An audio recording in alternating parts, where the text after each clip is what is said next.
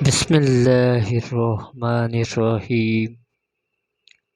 دیکھتی آنکھوں سنتے کانوں آپ دوستوں کو السلام علیکم۔ بیان کیا جاتا ہے کہ بنی اسرائیل میں ایک شخص تھا جس کی بیوی نہایت حسین تھی، جس پر وہ اسرائیلی فرشتہ تھا۔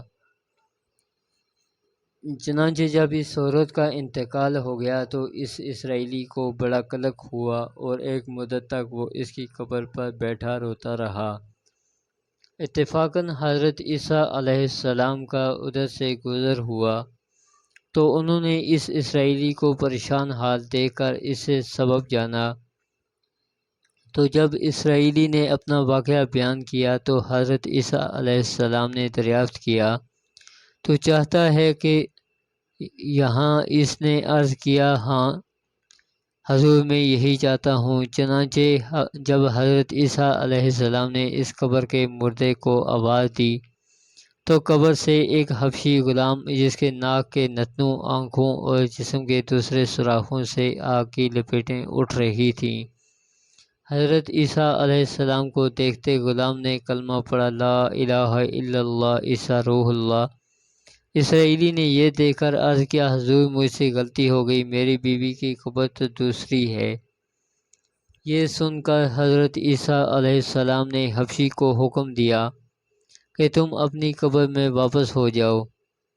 چنانچہ وہ مردہ ہو کر گر گیا اور اس کی قبر کو مٹی سے چھپا دیا گیا۔ پھر حضرت عیسیٰ علیہ السلام نے اس دوسری قبر کی جانب توجہ فرمائی اور حکم دیا کہ اے صاحب قبر، اللہ کے حکم سے زندہ ہو جا۔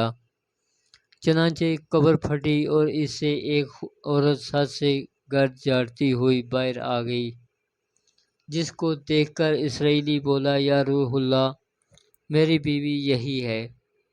پھر حضرت عیسیٰ علیہ السلام کے حکم سے وہ اسرائیلی اپنی بیوی کو ہمراہ لے کر واپس ہونے لگا، مگر عرصہ سے جاگا ہوا تھا، اس لیے اس پر نیند کا غلبہ ہو گیا۔ اس نے بیوی سے کہا کہ تیری قبر پر گریہ زاری اور بیداری نے مجھے ہلاک کر دیا ہے، اس لیے میں چاہتا ہوں کہ کچھ دیر آرام کر لوں۔ بیوی کہنے لگی، ہاں آپ آرام کر لیجئے۔ چنانچہ وہ اسرائیلی بیوی کے زانوں پر سر رکھ کر سو گیا۔ اتنے میں ایک گھوڑے پر سوار ایک شہزادے کا ادھر سے گزر ہوا جو اپنے زمانے کا یکتا حسین تھا، جس کو دیکھ کر شہزادی اس پر فریفتہ ہو گئی، اس کا دل قابو میں نہ رہا۔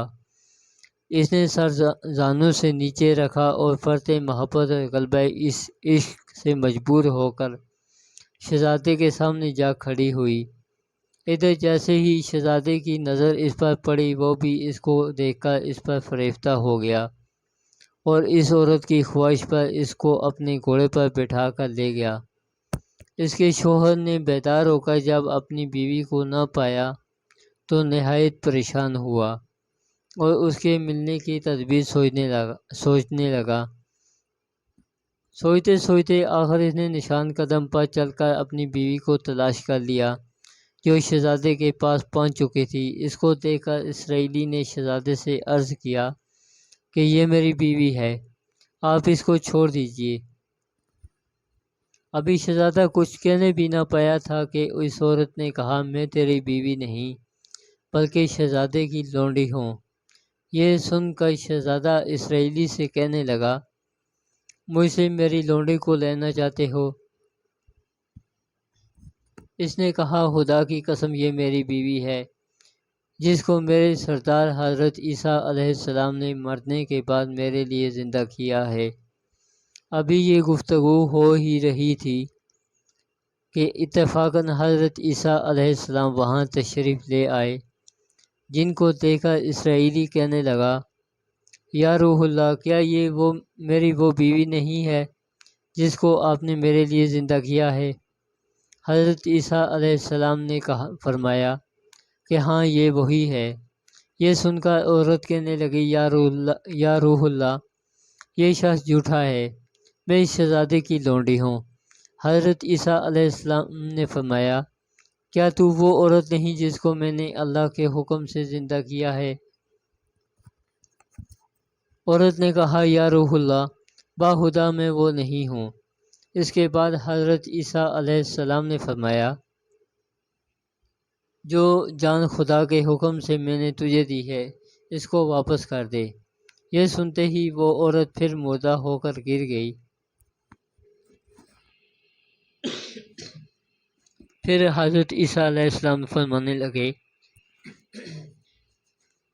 کہ جو شخص ایسے آدمی کو دیکھنا چاہتا ہے کہ جو کافر مرا تھا اور زندہ ہو کر ایمان لایا تو وہ اس حبشی غلام کو دیکھ لے، اور جو کوئی ایسے شخص کو دیکھنا چاہے جو مومن مرا تھا پھر اللہ نے اس کو زندہ کیا اور کافر ہو کر حالت کفر میں مر گیا تو وہ اس عورت کو دیکھ لے۔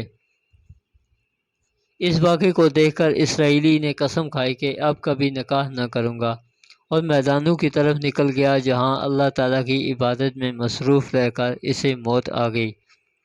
اللہ تعالیٰ اس پر رحم فرمائے۔ نبی اور رسول کے اقرار اور انکار کا نتیجہ اس حقائق سے ظاہر ہوتا ہے اور سبق ملتا ہے کہ کامیابی اپنے نبی کی اطاعت اور محبت سے ہی مل سکتی ہے۔ چنانچہ ہمیں بھی چاہیے کہ ہر حال میں اپنے نبی صلی اللہ علیہ وآلہ وسلم کی اطاعت کو سامنے رکھیں، چاہے دل مانے یا نہ مانے۔ نبی کریم صلی اللہ علیہ وآلہ وسلم کے طریقوں کو لازمی اپنایا جائے۔ اللہ تعالیٰ اس واقعے سے سبق حاصل کر کے عمل کرنے کی توفیق عطا فرمائے۔ آمین یا رب العالمین، وآخر دعوانا ان الحمد للہ رب العالمین۔